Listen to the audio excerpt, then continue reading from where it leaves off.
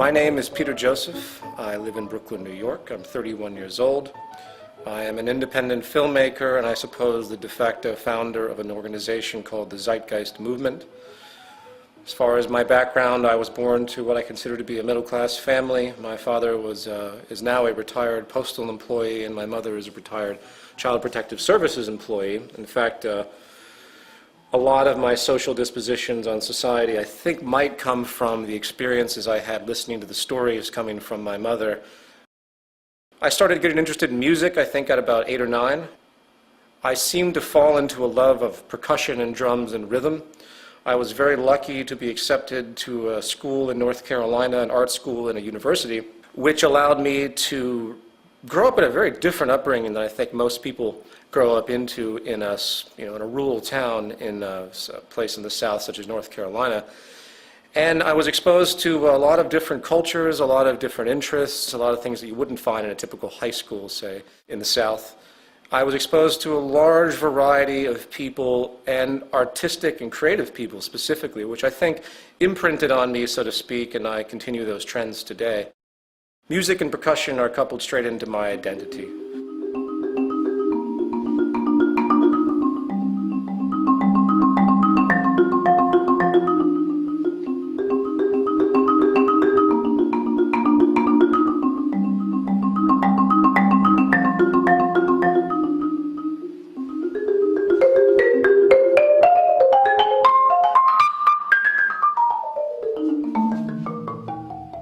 People say to me, well, you work with this social organization, but yet you're just a musician, just a musician. There's the credentialism tendency that comes up a lot with anyone that talks about the issues that we talk about in the movement or that have been talked about in the films. And we can talk about that a little bit later as well.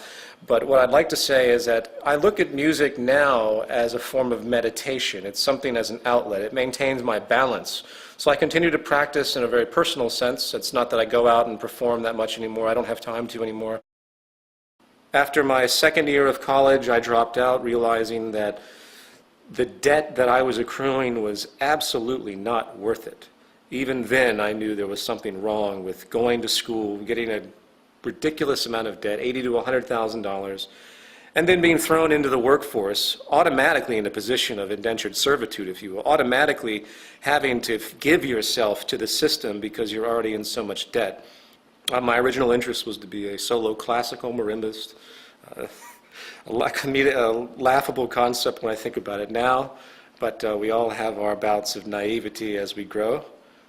Once music became difficult for me to pursue as a career choice, I started to get into video and editing, and I got a job in New York, and many jobs in New York, doing various freelance video editing, shooting, whatever related to video work, film work. You have to do whatever pays you in this society, and I couldn't really find the niche to make money in music, so I ended up in advertising. I always had a problem with people telling me what to do in the labor force, and I did not like advertising, obviously. I did not like the nonsensical manipulation of people's perceptions so corporations can sell their crap. So I began to pursue work in the financial arena. I began to do day trading, which pattern trading. I was moderately successful. I never had a big capital base, which you really do have to have. But I pulled some change out of the market, and I continued to do it on and off for many, many years. I don't do it anymore because I despise the market system. The way I justified this was it was the only job I could come up with that didn't have a boss or a client, so it represented freedom to me. Granted, trading the stock market has absolutely no social relevance. It contributes nothing to society. You could blow up Wall Street tomorrow and it wouldn't make a damn difference to anything in regard to the natural order of affairs on this planet. So at that stage in my life, I just wanted a way out. I wanted to not have to deal with being a slave to the corporate system anymore. So anyway, that's when I started first investigating economics. And I'm sure you have other questions about that, so I'll stop there. Zeitgeist began as a public performance, an attempt at a vaudevillian concept. What I did was I set up 2 screens, and I had a huge percussion set up in the middle, where I performed, with the videos that were on the two screens. Some of the equipment you see here was used. I've actually sold off most of my equipment, but regardless, I think I have some photographs I can give you. There's only a few that actually were captured, believe it or not, of the original event. I wish I had documented the original event because people keep asking me about it. But nevertheless, it started off as a creative work, a variation on the early vaudevillian concept, film and live music, live performance. And once it was over, you know, it was a free event. I did it for 6 nights, I believe. And people came. I advertised it like crazy. I spent thousands and thousands of dollars. I did it mainly because I had been stuck in the corporate reality, and I just wanted to do something for myself to make myself feel better about a world that's going to shit, essentially, a world that's being dominated by finance, a world that's sick and distorted through religious processes, financial oligarchs. It was just an expression. It was, in fact, a very angry but solemn expression. I never expected it to turn out to be what it was at all. After it was over, I just found myself in a little bit more debt, and I took the work, which, by the way, I had no clearance for. I didn't clear any of the aspects with it. But since the internet is what it is, tossed it up online to see what would happen. Maybe some people would like it, they download it, I get some feedback, whatever.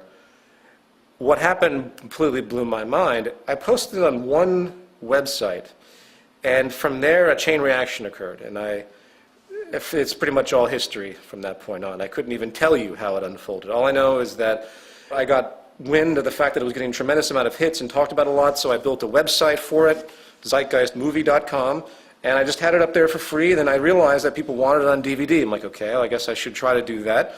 So I was forced into a very difficult position of getting clearance from all the participants involved, which was very difficult, by the way, because everyone saw dollar signs, because it's an internet film that's getting millions of views. So I had to pay out a lot of money to a set number of people to get it going. But there were also people that were just happy to see this information get out there and didn't have any problems with me doing what I call a non-commercial distribution, a $5 DVD for it to be released in some capacity. From there, I got an email from an organization called the Artivist Film Festival, and to my amazement, they wanted to show the film in their festival, which was a packed audience, sold-out audience. At this stage, it was still utterly bewildering to me. This was the same organization, of course, that showed Zeitgeist Addendum the next year. In a world where media is often used to keep us a little dumbed down more than anything else, as far as my opinion is concerned.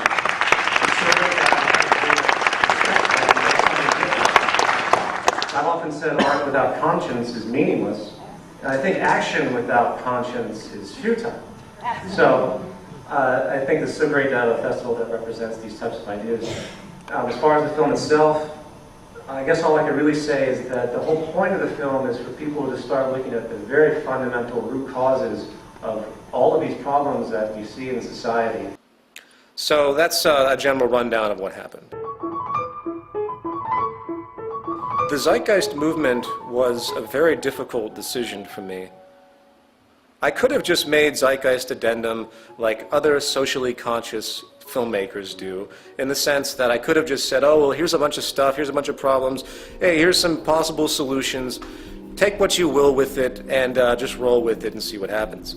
I really was on the fence about putting, at the very end, join the movement, www.thezeitgeistmovement.com. And 6, join the movement. Go to thezeitgeistmovement.com and help us create the largest mass movement for social change the world has ever seen. I knew that the moment that it became something more than just a film phenomenon, that my life would likely change dramatically, which it has. Zeitgeist Addendum was sparked out of people emailing me saying, well, what do we do about all of these cultural problems? What do we do about a corrupt banking system? What do we do about people that are locked into establishment social programs, if you will? I consider the trains of thought and mind to be a program. I consider society itself to be a program that's running. And the programming locks people into a specific frame of reference. How do we deal with these issues? How do we do? What do we do? And Zeitgeist Addendum was an attempt at answering that question. After Zeitgeist 1 was released, it got into the hands of Jacques and Roxanne, and after reading Jacques' book, which they sent me, I realized that this was really important information. I realized that even I was backwards on a lot of issues that needed to be corrected. And in order to get society in line, we have to think about the fundamental problems. This was something that I was attempting to do in part. I had a notion of, but it wasn't until I met Jacques Fresco that the lens became focused. It was like all these things that I sort of had an inkling of. Jacques' experience, life experience, what he had talked about for song, just focused me in the right direction as far as I'm concerned. So I made a whole section with him in Zeitgeist Addendum, and that's how it took off.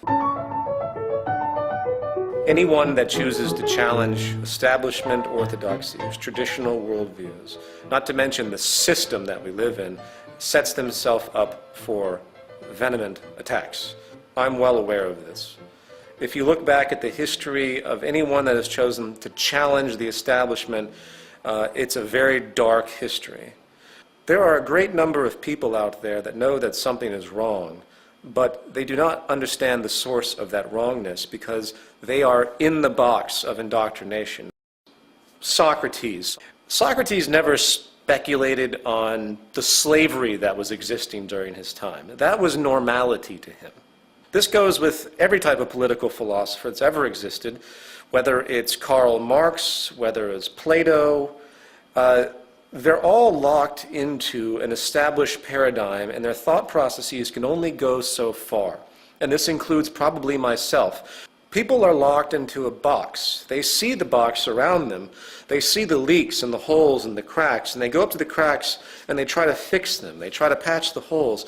But they don't stop to think that maybe there's something wrong with the box itself. Maybe the integrity of the box that they exist in is inherently invalid. It's inherently void. The economic system that we live in is a parasitic paradigm that is only going to lead to self-destruction. But people don't see that. So if you attack the economic system for what it actually is, everyone's feathers go up. Everyone says, well, wait a minute, this is the world we all live. We live in a profit-based, labor-for-income world, cyclical consumption. This is what we're used to. We understand we have division of classes. You know, they throw in human nature. They throw in everything that will try to make it seem like it's a part of the natural order of reality when it in fact is not. If I was to summarize the attacks that typically happen towards myself and the people I work with, the first one would be credentialism. Credentialism is an annotation for the priesthood of those in the know. Now, bear in mind, this is a gradient of relevance. Obviously, I'm not going to go to a doctor, if I can help it, that has absolutely no credentials in the surgery that I might need performed. They require instruction and experience to do so. But when it comes to the other side of the spectrum, when it comes to the simple analysis of information, when it comes to the analysis of history, when it comes to economics, because it is a contrived system, it has no basis in anything else in general operation. It's not based on laws of physics. It's not based on any aspect of scientific law that has any relationship to planetary operation. Then suddenly it becomes very relevant to speculate as to what these things actually mean to society. It's a double-edged sword when you get a master's, bachelor's, PhD in a particular medium, because think about what you're actually doing. You're going through a curriculum that's been completely established for you by the institutions that have existed prior. When it comes to social things that have a great deal of subjective variance, you lose objectivity in that sense, because you're literally indoctrinated into the beliefs that are presented. To get a degree in economics, which is probably the most wasteful thing you could possibly do, is to be completely indoctrinated into the idea that what you're studying is actually a science and actually has some type of relevance to anything. So when I get emails from PhDs in economics that try to debunk the aspects that we talk about, it becomes quite clear to me that the reason they have such an objection is really an emotional one. It isn't an objective aspect. They have culminated an identity to themselves because of their belief system, and for me to take that away from them, to debunk their ideas about economics, is to take away their identity. It's easy to point out that some of the greatest minds that have contributed some of the most powerful inventions to our world have come from non-establishment institutions, have worked on their own. They've done their own study. They've guided their own direction of information. They didn't just sit in a classroom and take in the rote information, do the step-by-step processes as oriented by the establishment, and then grab their diploma and degree, and hey, now I'm an expert in a given field. The most tremendous minds, the most tremendous contributions comes from those that are outside of the box. I don't even need to give examples of that to make that known. So, back to my point, when it comes to social theory, if you will, credentialism I give zero weight to. Academia is a detriment to advancing social progress. Another form of attack simply comes from the cultural nuance, comes from the social programming, what we call the self-appointed guardians of the status quo. People that are suffering in the system just like anyone else, but their social identification is so powerful, they are so locked into the box, that they find it infuriating to think that what they're living is actually wrong, paradoxically. I get this all the time from people. The self-appointed guardians of the status quo are birthed in religion, birthed in economics, birthed in the illusion of democracy that we see today across the world, birthed in the various isms that are entirely pointless: capitalism, communism, fascism, socialism. You have the priesthood of the monetary system, the capitalists, if you will. You can give it that rhetoric. I don't use that word. It's meaningless. The monetaryism is the word I use. The pretense for acquisition of money is based on differential advantage, which is based on dishonesty, period. Then you have the priesthood of religious concepts, religious identification, and the idea that somehow we know everything already and there's a God, and he's looking down on us, controlling everything. I won't even go into the paradoxes that come from that extremely narrow notion.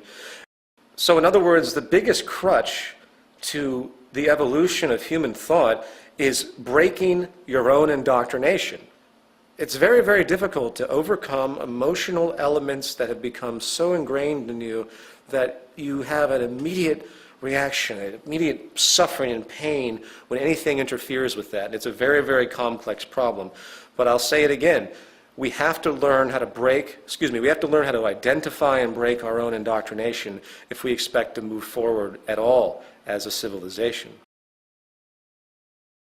My name was put forward because I wanted to protect my friends and family from the association. People say to me, well, you should come out with everything. If you're going to talk about any of this stuff, then you've got to be prepared to deal with all of this and that you set up for yourself. I had an email that said that to me, criticizing me for not releasing my last name. And I thought to myself, you know what they're actually saying, anyone who actually says that is actually saying that Martin Luther King deserved to die, or that Gandhi deserved to die for making themselves known. I've gotten many death threats from the religious community. We live in a very fucked up, sick culture. We really do. The society is mentally ill. To be normal is to be messed up in this culture. So my name, Peter Joseph, at what point does my identity become absolutely transparent? Should I give people my social security number? Should I give them my tax returns? And just to throw it in there are plenty of people throughout history that have gone by their first and middle name, excluding their last name from their general communication and walks in their society, just like people often use their middle name and their last name. Those that have something against me for the things that I talk about want to find anything they can to try and to make me look like I'm hiding something or I have ulterior motives, and I expect that. But, whatever. It doesn't mean anything to me. I go by Peter Joseph. People can call me whatever the hell they want to call me. I'm constantly interacting, putting myself out there. I have nothing to hide. And even if someone finds out my real identity, where I live, who my parents are, who everyone in my friends are, it's not going to change a damn thing. The unfortunate reality is that I am given a controversial title, and people do have a lot of problems with me of a more traditional-minded upbringing. And I don't like to see other people suffer because of what I do. But most of my friends and family are very much aware, and they accept this. So this is something that I just deal with. Anyone who thinks that I do what I do for notoriety reasons or monetary reasons or anything associated with self-interest has a lot to learn. First of all, I operate the movement site and the movement itself on a deficit. I do pay people to run and program things. I have a lot of volunteers, which I'm extremely indebted to, but to get things done quickly, very often I have to get people that work in the industries to do things. I sell a t-shirt to do that. It's the only thing that I sell that is designated for the movement. As far as the DVD sales, if people can't respect the fact that I charge $5 for DVDs that could be charged $20 for, that I did spend a great deal of money to make those films, the DVD sales obviously are part of my income. I denote that they're not for profit, meaning that the money does go back into other projects, which it has. I've had to shut down bulk selling, in fact, because people were buying the discs from me in bulk at about $2 a piece and reselling them for $20 on the internet. It's very frustrating. I've hurt myself a lot financially because of all of this. The double standard is quite fascinating to me. You have all these social organizations that take in millions of dollars of money for donations. They sell tons of crap. And suddenly we get attacked because we sell anything because of our interest to, in fact, remove the monetary paradigm entirely. I'm sorry, we have to survive to do something. So just to make it clear, the Zeitgeist movement is predicated on making information free. I put all of my films up for free. I allow downloads of them for free. Anyone wants to help me out by buying a $5 DVD I could charge $20 for easily commercially, that helps, but I don't push it. I will continue to work in advertising or anything else I have to do to keep things going while maintaining the integrity of the movement itself by walking the line of non-profitability. The only time that we'll ever ask for donations as the movement is when we have a big project that needs to move forward, and we have no projects like that now. We're in a period of collecting people and streamlining functionality.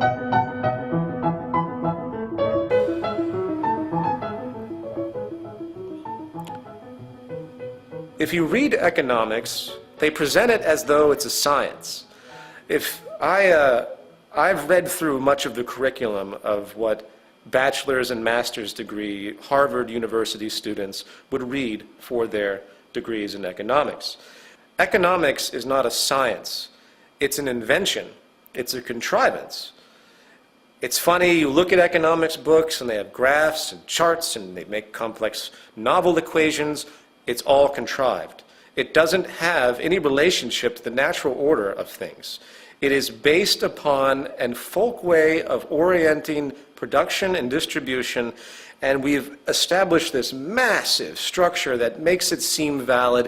There's really nothing anyone needs to know about economics than the fact that the entire global economic system is based upon people constantly consuming, irregardless of the state of affairs and natural orders of energy, planetary materials, and anything else. It is blind, narrow consumption with absolutely no regard for the environment. We have to recognize that we're all scientists. And we all have to start thinking about things in a scientific manner, which most of us do to a certain extent. Even the most religiously minded individuals use science all the time when they evaluate buying a car, when they evaluate their general life. They use these things constantly. We all do. We're all scientists. That is the discovery, the epiphany that needs to come out. Science is not a cold, heartless thing. It is what has given us everything that comprises our well-being. Now, you can argue philosophy. As far as I'm concerned, any form of philosophy, any form of notions of morality are absolutely meaningless unless they are sprouted from the natural world using what I would consider to be analysis known as the scientific method. I am nothing but bored to tears by philosophical dispositions and verbal hobbies that do absolutely nothing. Religion is a verbal hobby.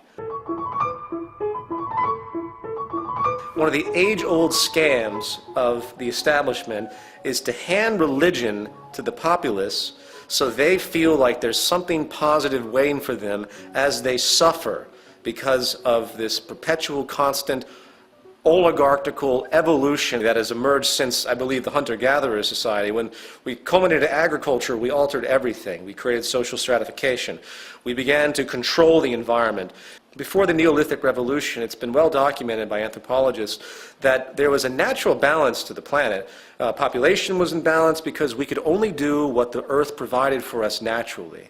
Once we started to control the planet through agriculture, and now through many different means, we began to create disimbalance. We began to create uneven supplies. We began to generate scarcity deliberately for the sake of self-preservation and profit.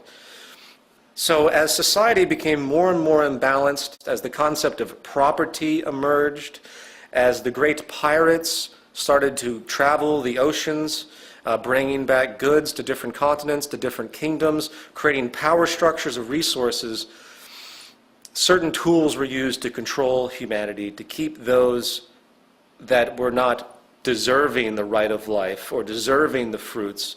To keep the stratification going, they were given various tools to subdue them. Religion is one of the age-old tools to subdue the masses. Now, by the way, I'm not saying that's where the origin of religion came from. That's a whole different subject if you want to talk about it, because it was covered in the first part of my film. I'm simply talking about the political usage of religion, which carries on to this day. How many times do you hear the President of the United States say, "God bless America"? What an offensive, insulting thing to say to the American people. First of all, it's offensive to every other country in the world. Why would God just bless America? God would bless the planet if we lived in a sane society, if there was a God, of course. Anyway, I won't even go on that tangent.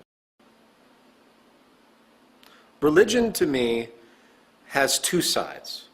On one side, you have the dogma, the indoctrination. You have resurrections. You have all the fantasy notions that that exist in the literary books that are there. On the other side, there's a brilliant philosophical disposition. I happen to love a lot of the things that the Jesus character had stated. I see beautiful notions in almost every major religious figure.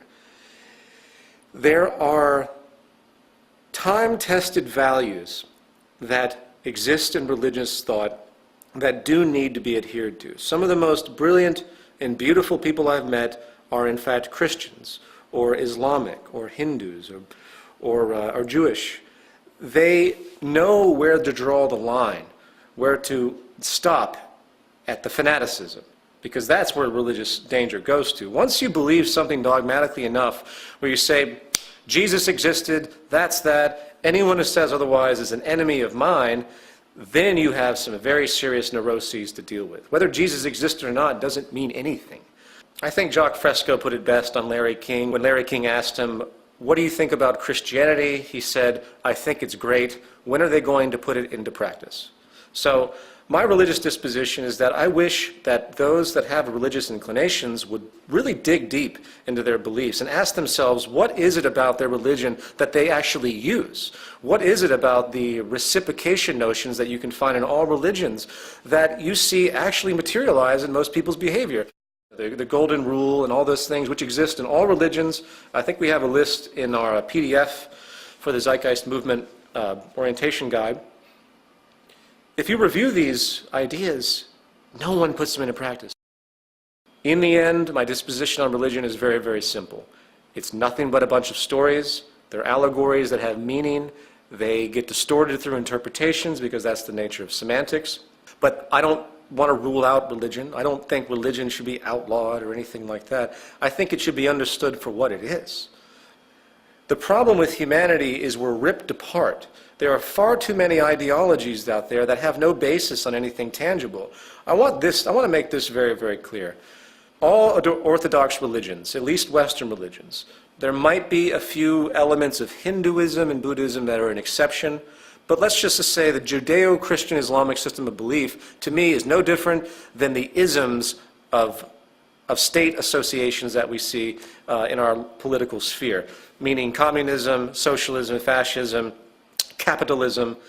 These are ideas that have been created that have no relevance to nature whatsoever. In other words, they have absolutely no relevance to the carrying capacity of the earth, to our ability to support ourselves, to our ability to produce, to the methods of production, to the methods of distribution, to the way we orient society and keep ourselves alive and keep ourselves healthy and prosper, and for the betterment of what I consider to be the organism of the human species as a single organism. None of those beliefs have anything to do with any of that. And that's a problem to me. For example, the Catholic Church and a lot of other religions that feed off of those early Old Testament ideologies, they advocate this illusion that we can just procreate constantly and everyone's going to be fine. God will take care of everyone. As of right now, with the future of energy, established energy, the future of the way we are orienting ourselves on this planet through depletion, I'm not having any children. While I try to be as optimistic as possible with the Zeitgeist movement and what we could do, which is phenomenal what we could do, as of right now we have some powerful barriers. I'm not having children. Why? Why would I say that? First of all, I wouldn't feel good. I would feel utterly negligent and irresponsible at this point in time to bring in another human being. Most people, when they give birth to children, it's a traditionalized, self-serving, established notion where we're going to have kids and have a family. To hell with the carrying capacity of the earth. To hell with the fact that we might be impoverished. I mean, you see this in trailer parks all the time. I used to live in a trailer park. I've seen this countless times. People don't have any relationship to anything. They have no education as far as what makes society work, as far as what the processes are that feed them. So they continue to have kids over and over and over again, or continue to do many, many things that have no relationship to anything. But let's focus on the children aspect. For me to bring in a child is for me to actually say, I believe the world will be in good shape for the duration of my child's life. And then it becomes, well, what if my child has a grandchild? Should the world have the integrity to maintain stability for that child as well? This is the question. This is what all parents out there should be asking themselves. They shouldn't be having children for their own self-serving needs so they can have a family and be traditional and show up at church and have their 2 kids. It has to relate to something real. Humanity has to start thinking about its relationship to the earth. Until it does so, we're fucking doomed. We have created an economic structure, a religious, philosophical structure that is absolutely decoupled from anything tangible and real, and these ideologies are what will destroy the human species and destroy the planet. It's become a cottage industry for people to sell books and DVDs debunking Zeitgeist. There are people that have full websites that use advertising sponsorship to make money, and I find the whole thing just to be amusing, frankly.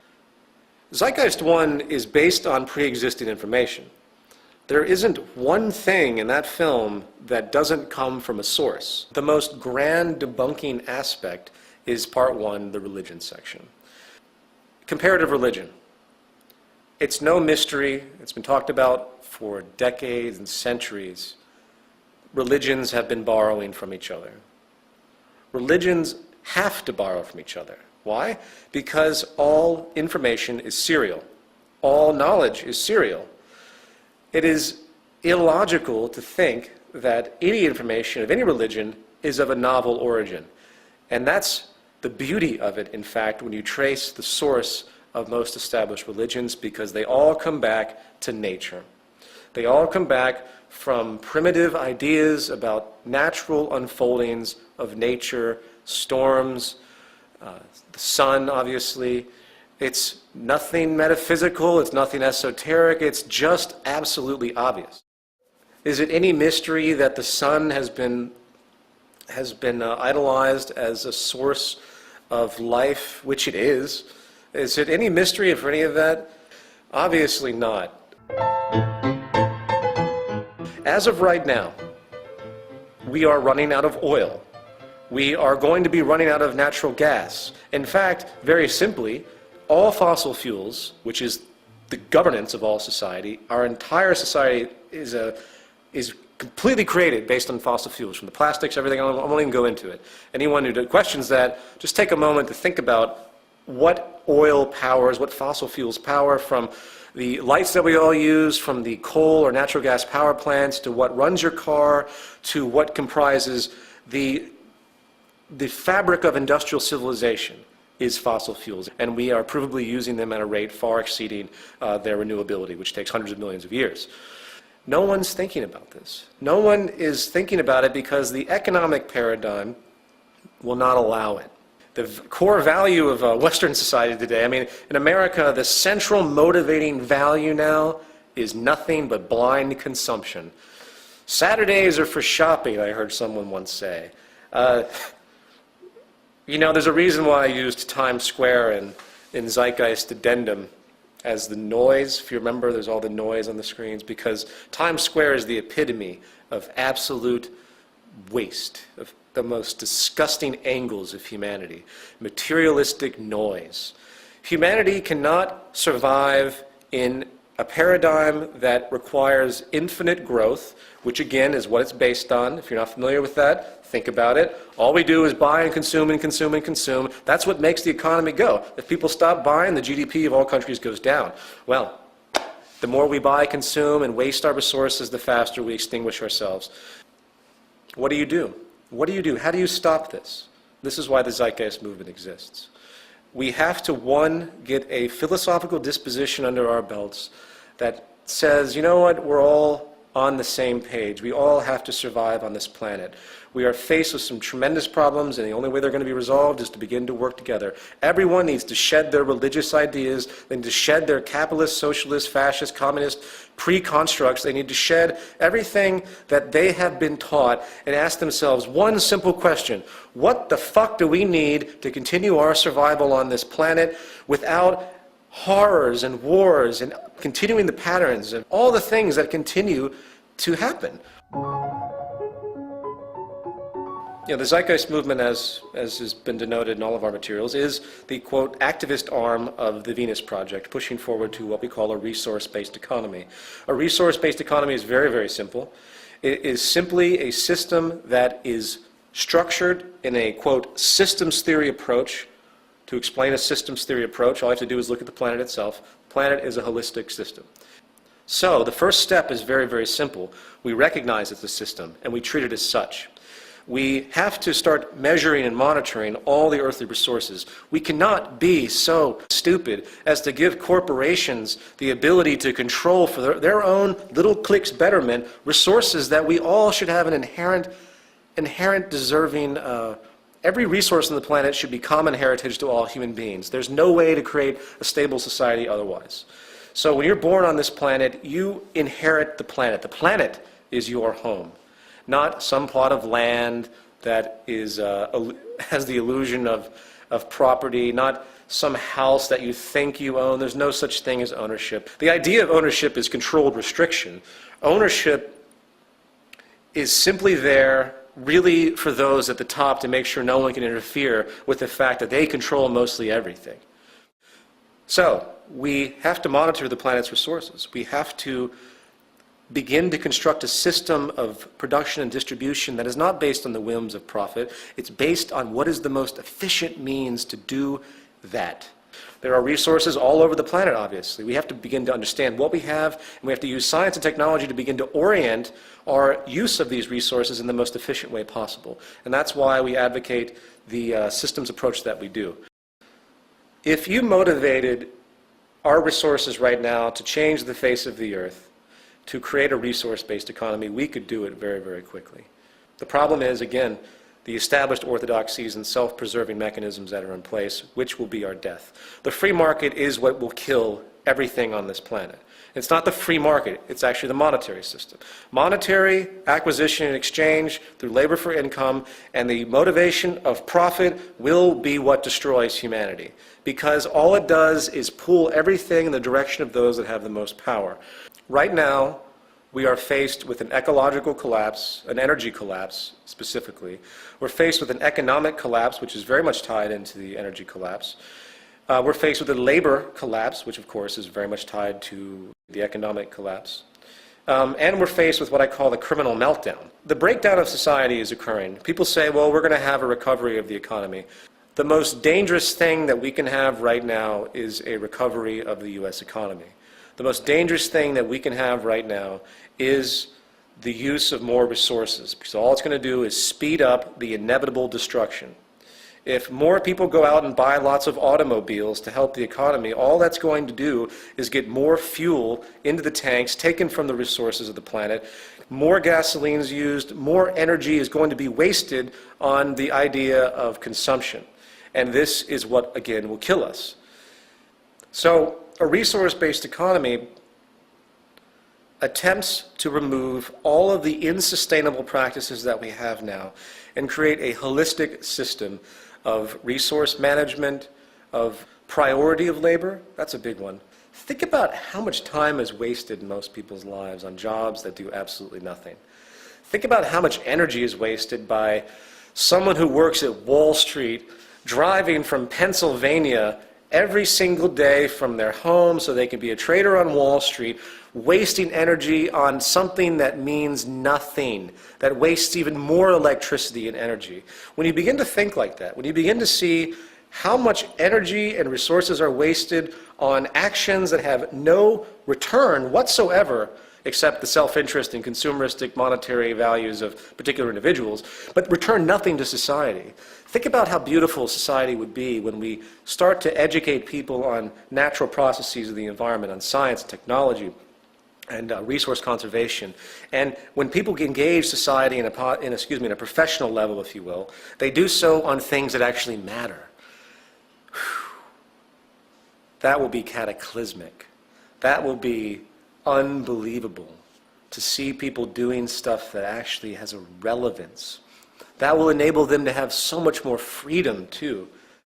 To put it in a gestural sense, the way I see human survival and the human self-interest mechanism, which does exist, but it's accelerated by our system, is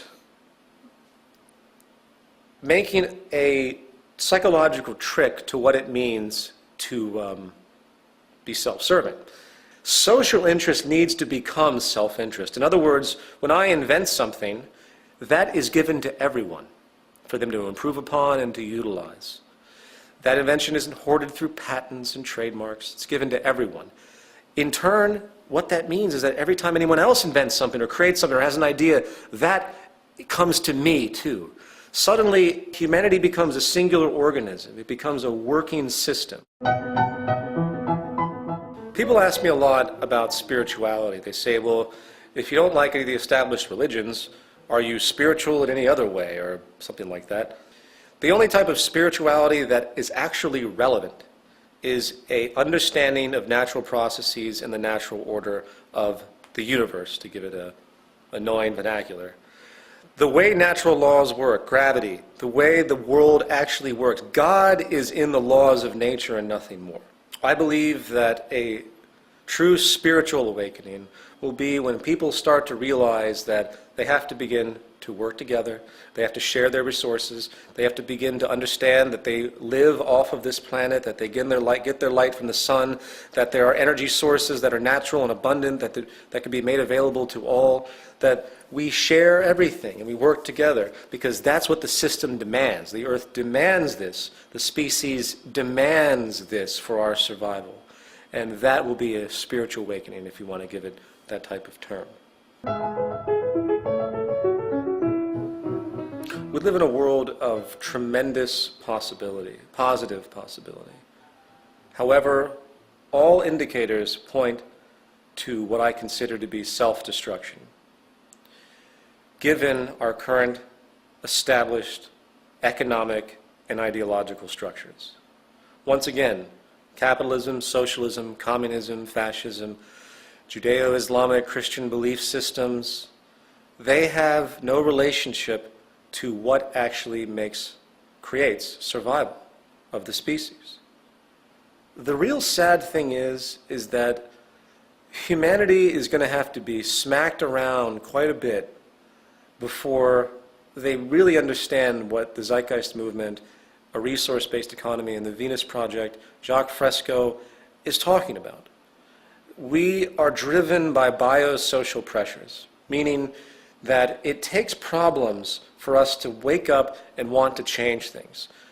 I don't want to see humanity suffer. I don't want to see the population start to shrink because of our lack of energy and food. I don't want to see these things happen. But I know, sadly, that a good portion of it is going to happen until people start to wake up and recognize a new paradigm that's on the horizon that we must drive forward to as fast as humanly possible. All you have to do is look at the current economic implosion. The U.S. government's in $12 trillion worth of debt. It becomes comical after a while. What's going to happen when the U.S. government hits 20 trillion, 30 trillion? I mean, once the U.S. government can't pay its interest on all the bonds that have been sold overseas and all of the outstanding debt that it has, then we're theoretically bankrupt. What do you think is going to happen when China can't get its money from the United States? What do you think is going to happen when the United States, because we use 25% of the world's energy, starts to run out of oil in Iraq and starts to invade other Middle Eastern countries, which we'll probably do beforehand, but starts to do that? And China, of course, who gets oil from Iran, says, you know what, I think we're going to have to stop you guys from taking Iran's oil because we need that too, and you owe us a lot of money. It's kind of pissing us off. Do you think war between these superpowers might be possible? I think World War III could be very, very possible, and this war will be for real. This will not be a contrivance war like World War I and World War II, based on geopolitical realigning and various resource grabs. This will be a war for survival of different countries. And I hope that doesn't happen. I sincerely hope all of these things I talk about are erroneous and false, but all you have to do is look at the trends. One way or another, we will end up in a system that's not based on money as we know it today. Why? Because that will be realized in the future by historians as the total and pivotal cause of the destruction of civilization as we know it. That will be understood in the future. Historians will look back and say, holy shit, they were making materials, selling them for corporation profit, over and over and over and over again with absolutely no reference to what the planet had and recycling protocols and everything else. They were burning fossil fuels at 1,000,000 times the rate of their actual renewability. They're going to laugh at us, wondering what the hell kind of primitive, dumbass species we actually were, if we even survived to reach that point. So I hate to sound condescending and negative. I hate to throw out all this rhetoric, but I'm fairly irritated at this point, and I try not to be. I just want to make it understood that the entire system that we live in is a sham. It's a false system, falsivity defined by the fact that it cannot be sustained. It's that simple. And we propose a resource-based economy. I hope everyone watching this film will go to www.thezeitgeistmovement.com and understand what we're doing. I hope everyone out there will understand that either we change or we die.